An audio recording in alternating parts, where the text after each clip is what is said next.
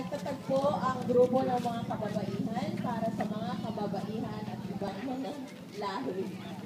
Alright, so, to further announce kung ano po yung mga magiging invitation natin para dito, ito po yung presidente natin, si Maria Magdalena E.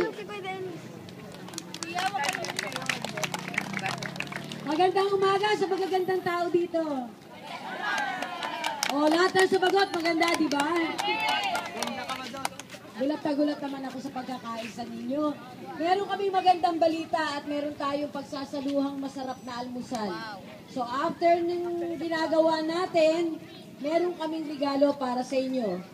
Para, lalo na dun sa mga babae na patuloy na lumalaban, yung mga single mom, diba?